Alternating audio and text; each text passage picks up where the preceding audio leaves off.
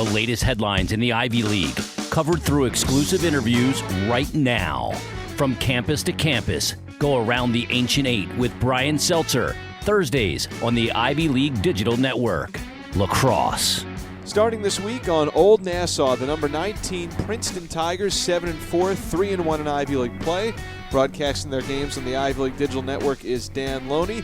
Dan, Tigers got out of a 3-game losing streak with a convincing victory at Dartmouth, 16-5. In particular, in that third quarter, 7 goals. What got going in the right direction for the Orange and Black this past weekend? They've had really 2 big weapons on offense this year, and both of them contributed in that third quarter. Mike McDonald and Kip Orban both are over 30 goals. McDonald is approaching 40 goals on the year. It's been a phenomenal season for the 2 of them. They have both played very, very well. But of other note, for Princeton, are guys like Sean Connors, who came in at attack a game or 2 into the season and has really started to fit nicely into that offense. And also Gavin McBride playing on that first midfield unit. As freshmen, didn't have a point. Now he has scored in every game so far this year for Princeton, has 17 goals, playing very well for the Tigers. Tigers have already matched their win total from all of last year, exceeded their win total in conference play.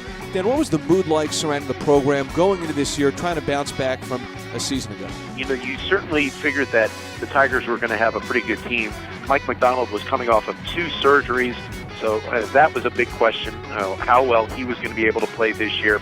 There certainly were some question marks, but it's interesting now that the Tigers apparently look like they're going to go with Tyler Blaisdell, the freshman in goal.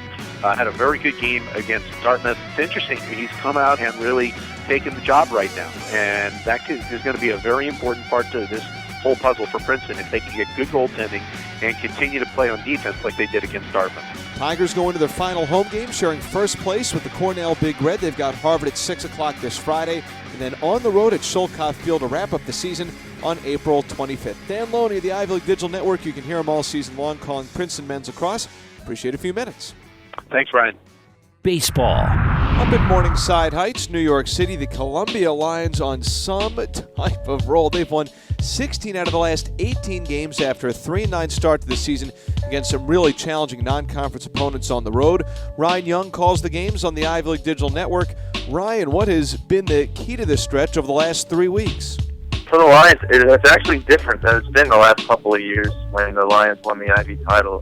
To the last 2 seasons, it's really been about the offense this year. You look at their lineup top to bottom, and pretty much everybody has been producing. Will Savage just was Ivy League Player of the Week. He was red hot Ivy play last year. He's come on again.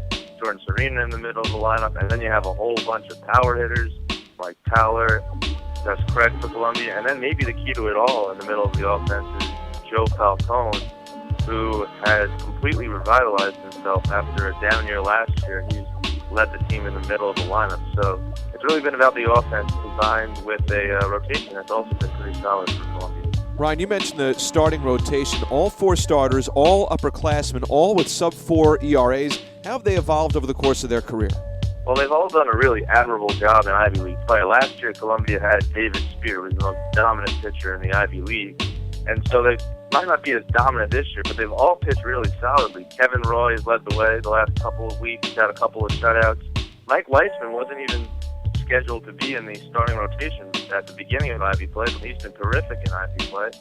George Steinopoulos, Adam Klein have both pitched very solidly, so Columbia's pretty much gotten everything they could have hoped for out of their rotation, and they have a pretty young bullpen, which has been pretty solid as well. That's part of the reason they've won 16 of 8.